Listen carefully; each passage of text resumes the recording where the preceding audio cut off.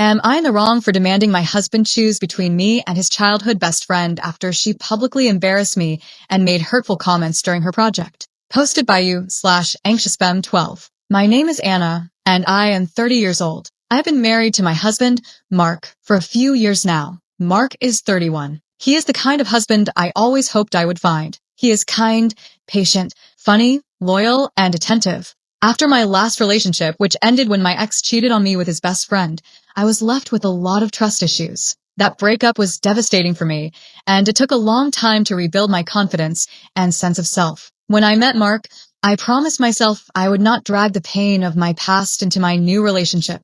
Mark made that easy. He has always been open, honest, and loving. I have never had a reason to doubt him. Mark and I have a great relationship. We are social people and often spend time with each other's friends. I get along with almost everyone in his group. They've always made me feel welcome and included. There is one exception, though. Mark's childhood best friend, Claire. Claire and Mark have known each other since they were children. Their families grew up together, and they have a long history. Claire is the only person in Mark's circle who has never warmed up to me. She is not openly rude, but she is cold and distant in a way that is hard to describe. When we are in the same room, Claire talks around me, never directly to me. She makes me feel invisible. I have tried to be friendly. I have smiled, made conversation, and invited her to events. I invited her to birthday parties, barbecues, and even our engagement dinner. She bailed on all of them. She skipped our wedding, too. Claire only ever reaches out to Mark, usually when she is going through a breakup or needs to talk. Mark always tells me when Claire invites him over, and he is never secretive about it. Still, it bothers me. When I bring it up,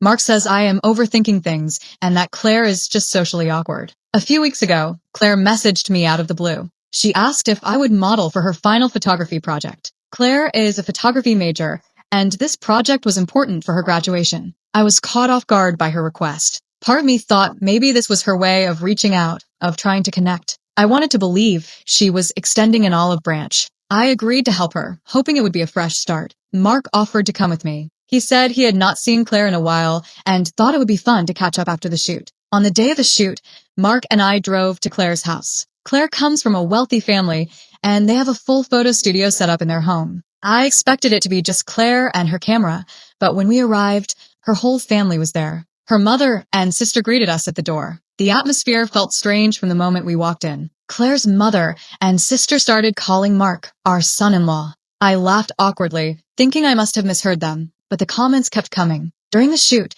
Claire's family made snarky remarks about the one that got away and some bonds never fade. Claire's mother said, "We always thought Claire would end up with him, but life has its detours, I guess." She also said, "Claire always imagined walking down the aisle with him." Then, looking at me, she added, "It's sweet of her to fill in, though." Claire just kept snapping pictures, smiling, and saying nothing. She did not tell her family to stop. She did not try to redirect the conversation. She just let it happen. Mark looked uncomfortable. He fidgeted, cleared his throat, and tried to change the subject a few times. Mostly, he just went quiet. I stuck it out for an hour, letting Claire take her photos. I smiled, posed, and tried to act normal, but the whole time I felt like I was the butt of some inside joke. It was humiliating. When the shoot was over, Mark and I got in the car. He was silent for a long time. Eventually, he said, "Sorry about all that. That was weird, right?" I did not know what to say. It was more than weird.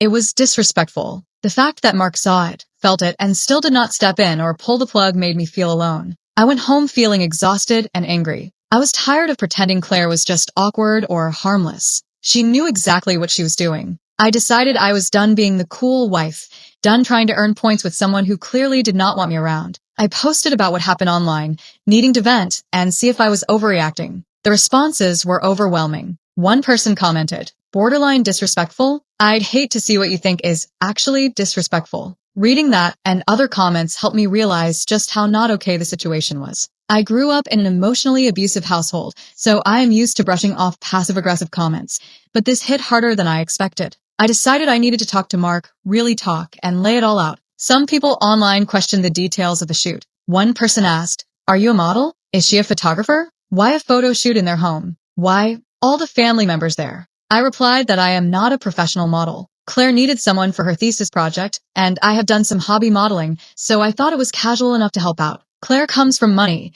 and they converted part of their house into a studio. I did not think it was strange until I got there, and her whole family was hanging around, drinking wine, making snide comments, and just watching. It was awkward and uncomfortable. Update. Before I could sit down with Mark to talk, something else happened. My sister-in-law, Madeline, who I am close with, sent me a screen recording from Claire's close friend's Instagram story. It was a clip of me posing during the shoot, and in the background, you could clearly hear Claire's sister say, "Claire should have been the one to marry him." I lost it. I waited until Mark got home from work, sat him down, and showed him the video. He watched it twice, and his whole demeanor changed. He finally looked angry. I told Mark every snide comment, every time Claire made me feel small, how I had always tried to be civil, and how I never asked him to choose between us. But I was done being polite while someone consistently disrespected me. I told him, if this doesn't bother you enough to act, we've got a bigger problem. I'm not going to be in a marriage where I have to beg to be defended. I need a partner who stands up for me. And if that's not you, then I need to rethink this. Mark did not argue or get defensive. He looked sorry. I showed him my online post and the comments. Some of them made him tear up. When he finished reading, he told me he felt like the worst husband for letting this happen in front of him. He asked me, "What do you need from me now?" I told him, this isn't just about her anymore. It's about whether or not you're willing to protect this marriage. I'm not going to feel like I'm second place in my own relationship, so it's either me or her. We called Claire together. She answered cheerfully, acting like nothing had happened. We brought up the video, and she immediately got defensive, saying, "Oh, come on, it was just a joke." "Are you really mad over that?" Mark stepped in and said, "This isn't just about the video. It's the constant disrespect toward my wife. I didn't say anything before because I didn't want to lose your friendship, and I convinced myself you didn't mean it. But what happened at that shoot? That was disgusting. My wife came to support you, and you and your family treated her like a joke. I didn't speak up then, and I'm ashamed of that. But that ends now. I don't even know why I held on to this friendship for so long. If you can't respect my wife, you don't respect me." Claire laughed and said, "Wow, you're really cutting me off over that girl?" I was ready to explode, but Mark stayed calm and told her, "If choosing between you and my wife ever felt like a hard decision, I wouldn't deserve her. We're not kids anymore. You need to grow up. I simply do not want to be your friend anymore." I have nothing else to say.